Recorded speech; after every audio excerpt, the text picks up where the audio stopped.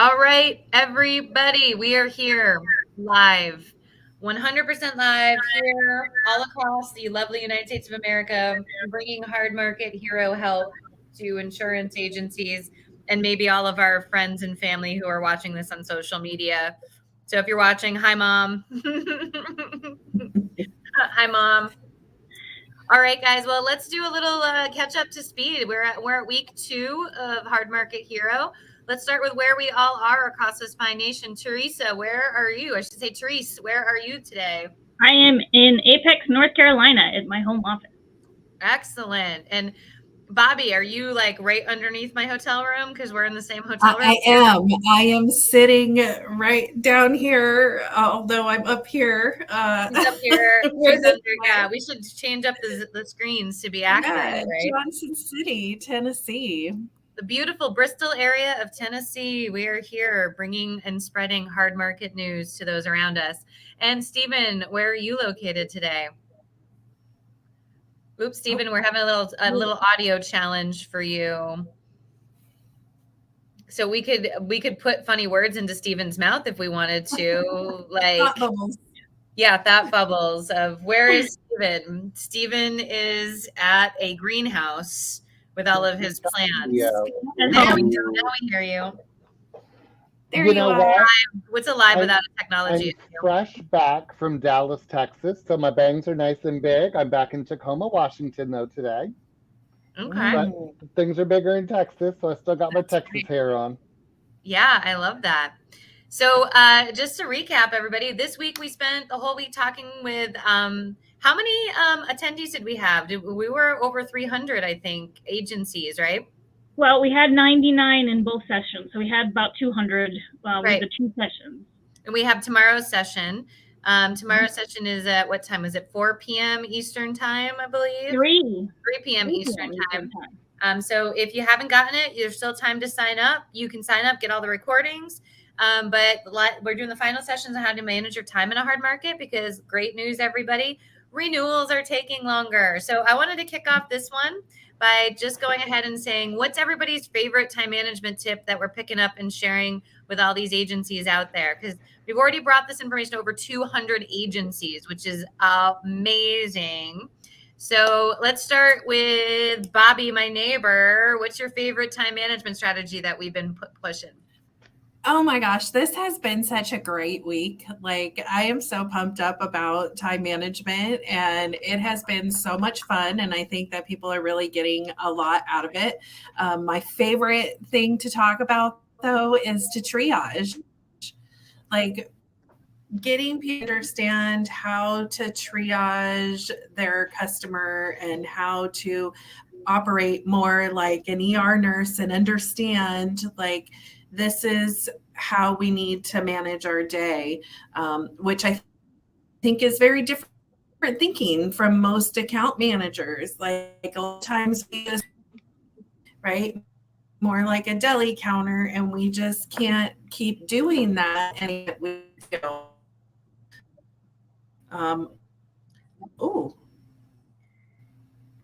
think we're having a few technical I think it's going really well. It is a very different shift in thinking. We are having a little bit of technical difficulty, it looked like. I'll go next. All right, Therese, you are up. So I am so excited to tell people about Do Not Resuscitate, DNR clients and vampires. Client vampires, they suck all of our time away, and how we need to remember that we're spending a lot of time with those clients, and we're not spending a lot of time with the big clients that actually pay the bills. The huge clients that have a ton of policies, they're on EFT or pay in full. So we never really talk to them. We just kind of let it fly. And because they pay their bills on time and don't really request much, we don't spend the right amount of time with them. So when we say equal amounts of time, we mean that if you're spending 10 minutes with that person that comes in to pay every single time, you should be spending 10 minutes with those clients that pay our bills and that are great clients that never contact us. So that's my favorite tip. Do not resuscitate. Yes. Dump the chump. Mine would be, well, Teresa took mine, so I do love telling my story about Randy, and then Bobby gets offended because that's her man friend's name, but it's just what happens. I also think though eating the frog, like really taking the step back, picking the large or difficult task, tackling it head on, getting it accomplished, because if nothing else happens, at least you've won your day if you got that large thing off your plate. I think you really just have to identify it because, first of all, it makes you acknowledge it exists and you can't hide from it. And second of all, it makes you feel good if you actually accomplish it. So take a few minutes in the morning, make that call, do that task, get it off your plate, and make the magic happen. Yeah, I dig that.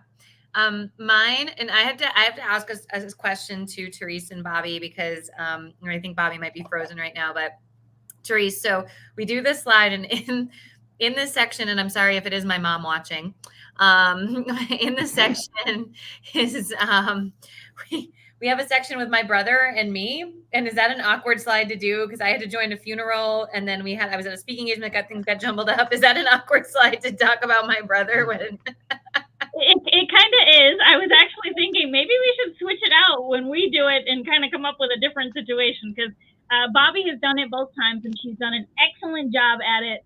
I think it's a little awkward. I don't know if Bobby does or not, but I'm not sure if she's frozen still. Well, I think she is, or that's her awkward face.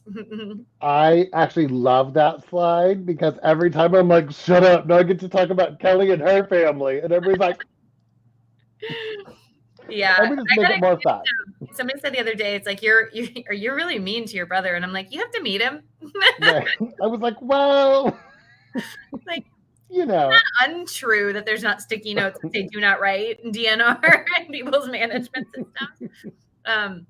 So my favorite time management strategy, and I think that this is just one that we all need to practice, time in and time out again, is the rate question is just a question. Why did my rate go up? And I had the pleasure of doing this session live in Reading, Pennsylvania.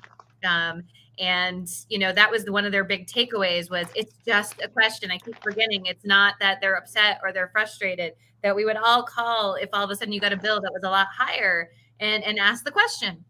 And so I love that one because so many times we're seeing people just scatter and remarket all these people, and we just need to answer the question and see where we stand after the question is answered. So that's a huge time management tip.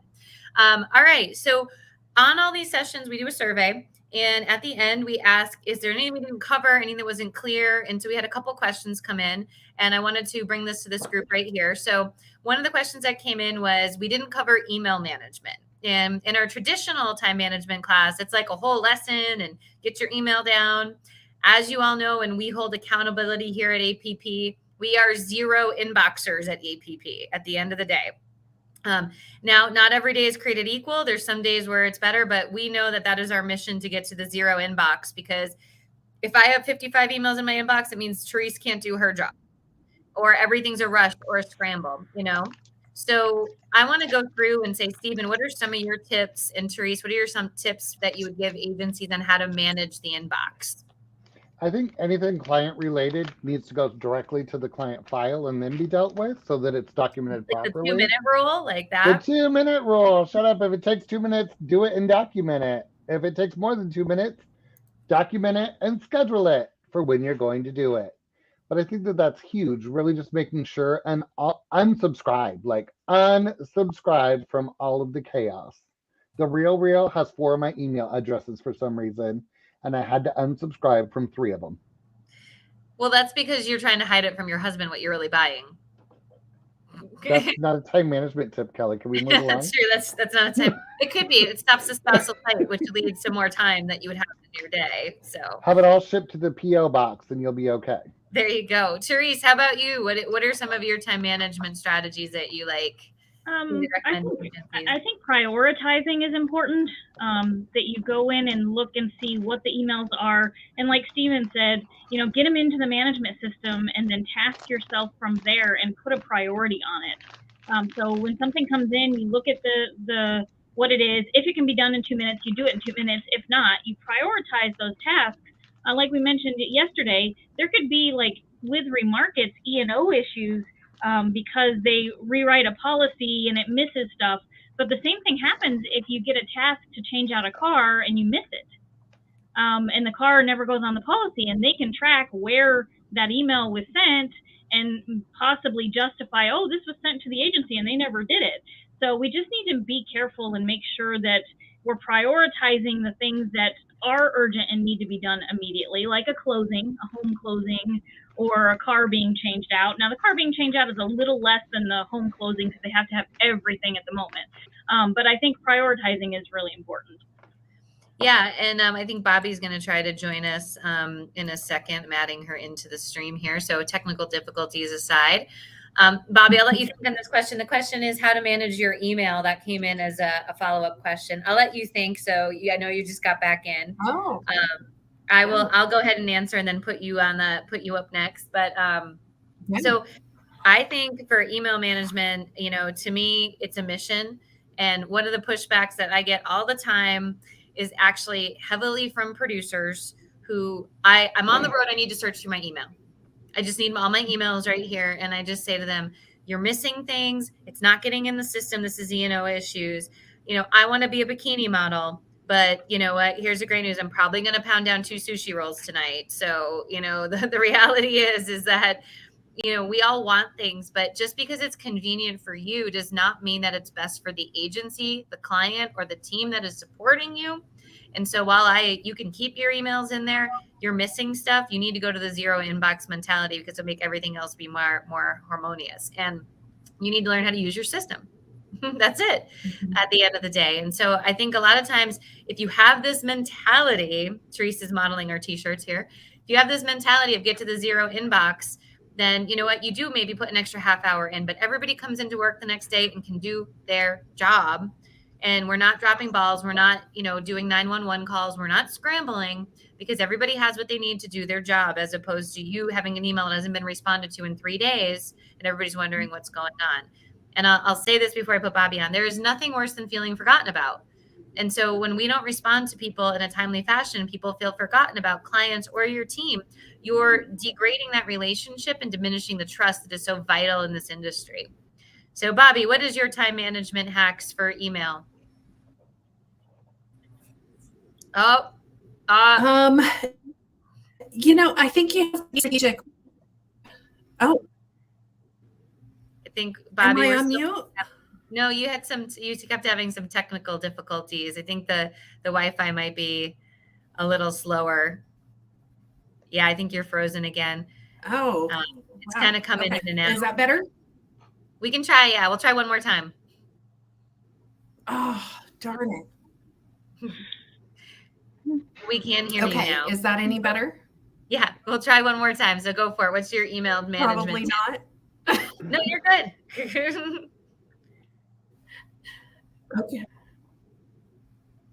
Okay. All right. So Teresa's doing an act. Really great outtakes from this. There might be some good outtakes from it. So that people need to. Yeah. Maybe she should type it in the comments because I'm really excited to hear it, but it's every other word. So Bobby, type it in the comments. And it's really funny because she's literally like a floor below me right now. So whatever's going on is, so Bobby, we might have you just kind of hang out and listen in and put in the comments just so that way we can keep our viewers happy and healthy. And this will turn into a podcast. So, Therese, were there any other questions that came up on your sessions that we should address here tonight? I think we just had different questions. We went through and talked to them about, tiering clients and the do not resuscitate clients. And they were a little concerned and worried about, getting rid of clients because they didn't think that was a good thing. Let me pull up. I've actually got the question up. I think the poll question was really, really cool because we asked them what would a superhero do in this market when our clients are desperate for our attention and time. And some of the comments to that were excellent. Let's see. They were, Be available, knowledgeable, and personable. Give them our time and listen. Manage staff time better. Complete client reviews. Take the time to go over current policies with them. Listen to them. Turn off the phones, which I was a little concerned about that one because I'm not sure if they mean turn off the cell phones or turn off the agency phones, because you don't want to turn off the agency phones because then they won't get anybody. But so we had a bunch of poll things come through. I can't think of any actual questions that they asked, and I actually looked to see if it shows up, and it doesn't. It does. I don't have a report with the questions that were asked. All right. Well, we have some viewers here, so we're gonna just ask you guys, if you're viewing and you have questions for us on hard market, insurance, anything, flood them in. We will start taking your questions. But I did want to go through and read just a few testimonials because Therese and Bobby did such a great job. I had a funeral to attend yesterday, and then Tuesday I was at a speaking event, and the schedule got jumped around, so they pinched hit for us. So a couple of things that people liked about the sessions: very practical, useful information, easy to implement. So if you're on the fence, just do it, right? I need to book more appointments and prioritize my time and call time wasters vampires or time vampires. That's a good one. We have another scenario. The ladies are professional and quick. I like that the information was reassuring that renewals are taking time. It feels like we're trying to get done as quick as possible, but it does take time. We had a couple others here I'll read. The team is fantastic group to learn from. They are energetic, and learning always feels fun. I always feel inspired after a session, and I feel like I have all the tools to do great things. So I thought that was so cool because I think it's an important scenario for everybody to give their team tools in this hard market. So the people attending, and this was the first week with teams, last week was all leadership. If you buy our course now, you're actually going to get all the recordings too. So we have a whole set of PDFs, etc. So while we're waiting for some questions to come in, come on, guys, funnel in your questions. Ask us anything. What color are Steven's underwear today? What is Therese making for dinner? Anything. Where did Bobby go? This time we did actually get a chance in yesterday's session to show the renewal review sheet. Oh, cool. So I shared a little bit of the renewal review sheet, and of course we had everybody go, can we have that? Can you send it to us via email? And I was like, well, we'll put it, I think it's in lesson 5. So I think it comes with lesson 5. So we said they're going to have to wait. They have to be there on lesson 5 to Well, it is in the school right now, and if they have the lesson. So it is there if they want to go get it. But they should go get the course too. And I think they also have, about the remarket hit ratio. I think they forget, they do all these remarkets and they don't realize they're getting ghosted by half of them and how much time they waste on these remarkets. So that one was another one that came through, I think sometimes it's, instead of questions, it's more like aha moments. Yeah, definitely. I know for even the agencies I've been at that just do training days, not ones that we're engaged in a long scenario with, people are like, why are we automatically remarketing? I never thought it that way. I like, there's this apprehension people have of, I want to call Therese and tell her I'm saving money.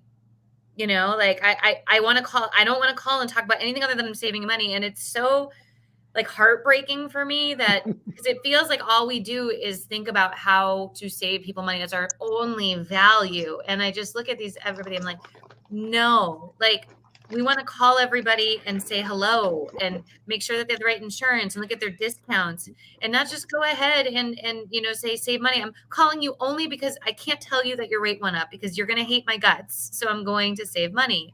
And so this is so critical, I think, right now, is to understand that we just need to talk to people like people, have a conversation, and then determine what the next step is. And that next step may be a remarket.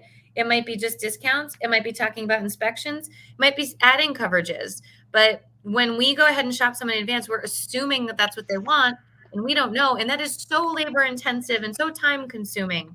And there's so many failure points that we will not be able to keep up with automatic remarkets right now. It's just not going to be a scenario that we can live with. Well, and I think they forget that you can have agency standards and you don't have to remarket people that are monoline. Yeah. I talked about Hula and 4 and Score and said, get those, if they just have the auto, ask them, do you rent or own your home?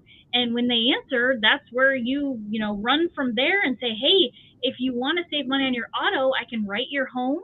Or we can do an umbrella and we can get all these discounts bundled, because right now, if they only have their auto, they've got to live somewhere if they're not living in their car.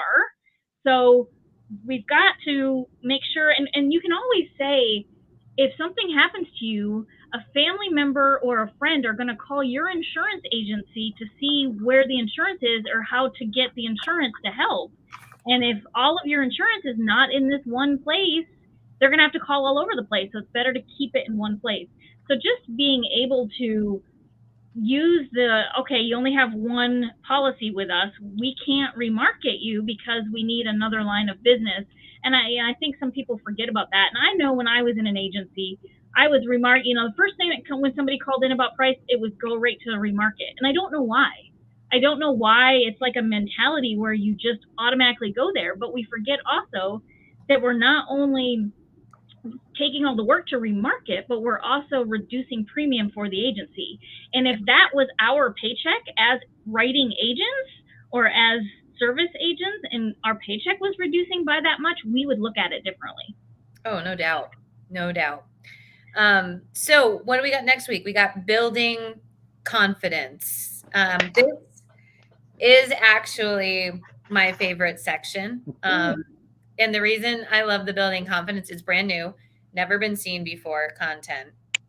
And I just see so many people in insurance so beat down and just lacking confidence. It's like we become smaller and like, I'm really sorry your rates went up and this is what we can do about it. And don't hate me. And I understand where all of that is coming from, but your client's looking for strength and stability and a plan and that this is going to be okay. And when we don't deliver this information confidently, what we do is really downgrade ourselves. And what we do is we actually make our jobs a lot harder. And so I'm excited for confidence. I don't know if you guys have taken a sneak peek at it yet, but I actually had everybody. So I don't know if this is going to help or hurt our sales, just for the record. So if it hurts our sales, we'll just take it out of the podcast. But so we had a room of 30 people at Spots Insurance in Reading, Pennsylvania on Tuesday. And I had them get all up and do the superhero pose for 30 seconds because scientifically you will feel more confident when you do the superhero pose. So we all stood up and I said, so imagine explaining to somebody their rate increase while being in the superhero pose. And I got them to do it. Hi, Joy Pike. Superhero pose. And look, I've got my disguise glasses. She's got her disguise glasses on. She's rocking her Hard Market Hero shirt. Yes. How about you, Stephen? What's your favorite confidence tip for agents today on how to deliver hard market information? I think we have to believe it in order to deliver it, right? We have to understand it well enough to know that it's the right thing, and we can't only deal with our own life experiences. Mm-hmm. Like years ago, I had nothing. I couldn't even find $1 to pay my insurance some months, right? But I bought an umbrella because I knew I needed one. And the day I bought an umbrella, eat half a can of tuna as opposed to like one. But like the first day I bought an umbrella, I suddenly started selling them like wildfire. I was like, if I can do it, anyone can do it. And I believed in it because I understood the importance, and I personally then had an experience. So I think that really just being confident, even in a small way, and delivering it, it's kind of like if you're trying to sell me something and you're like, so I think that you might really like this one, but it's $12 more. Or if you're like, this one's $12 more and it's worth every cent, and here's why. I'm going to be like, shut up. I'll take the confident one, please. And so I think we really have to just get in that mindset of delivering the news in a confident manner, or having the conversations in a confident way that we're doing something great for the client. Agree. How about you, Therese? And I think insurance language is like speaking another language. And I have the experience of speaking another language. I lived in a third world country, Guatemala, for 12 years. And somebody said to me, how are you able to do that? And I'm like, if I can live in a third world country as like blonde haired and blue eyed and like the only one, and just kind of, I had to wing it. I didn't speak Spanish when I moved there. But if you think about it, insurance is like a different language. So you should have the confidence because you speak another language. You speak insurance. So that alone should give you enough confidence. And we did talk about, you're a licensed insurance agent when it comes to making appointments and setting appointments. Just like a doctor's office sets appointments, licensed insurance agents should do the same thing, because you're not only respecting your time, but you're also respecting the client's time. So use the fact that you know insurance, that you speak the insurance language, and that you're a professional, and make appointments, value everybody's time, and slowly the confidence will come with it, because you'll start to realize that you do know a lot about insurance, especially when the clients start asking questions and you know the answers. Yeah, that's awesome. I'll leave you with my favorite confidence tip, which is the incumbent agent always has the upper hand. So just knowing that if you have their policy, you automatically have the advantage. You are not at a disadvantage. And by the way, if you look, hundreds of people renew their policies every day with rate increases. You just don't see them because they automatically renew. And I really feel like if we went back to the golden days where you didn't have as much automation and you had to manually renew every policy, like we would feel like I renewed 10, I lost one, I renewed 10, I lost one, and we'd be at a 92% retention ratio and it wouldn't feel as bad. But the ones you interact with are the ones that are leaving. And so our perspective gets really skewed. So real quick, so if anybody would like the Hard Market Hero series, I highly recommend that you go check it out. You can go to our website. We put some links in the chat too. If you're going to listen to this podcast, there'll be a link. So right now we're going to launch week 3 next week. And what that looks like is building confidence. You'll get weeks 1 and 2 as recorded sessions and all the add-ons. Right now it's $795 just for everybody. $795 get your whole agency in, every single person. Okay, you get one code. We do these sessions 3 times a week. And think about the testimonials I just read. People are loving the opportunity to hear about how to handle this. So if you're walking around with your team bitter beer faces, this might be the opportunity for you. So I want everybody to take advantage of that. If you have any questions, reach out. We're happy to help. For those of you who haven't registered, tomorrow's session is at, what do we say, 4 o'clock, 3 o'clock, 3 o'clock, 3 o'clock Eastern time. That you can hop on if you want to catch this week. So do that. Therese, you want to model our Hard Market Hero shirt one more time? We've got it's great. It's lightweight. It's perfect for the summer. I'm inside and it's kind of cold, so I've got 2 shirts on. So you can layer it with different colors. You can do white. You can do the gray like me. But it says Hard Market Heroes on it. Great quality, and it's true to size. So I wear a medium. I got a large. It's a little big, so having the shirt underneath it is excellent. So if anybody wants the swag, I put that in the chat so you guys can click on the link. They're awesome. All right. Well, guys, have a great rest of your day, and we will catch up with everybody tomorrow on our Hard Market Hero session. Bye.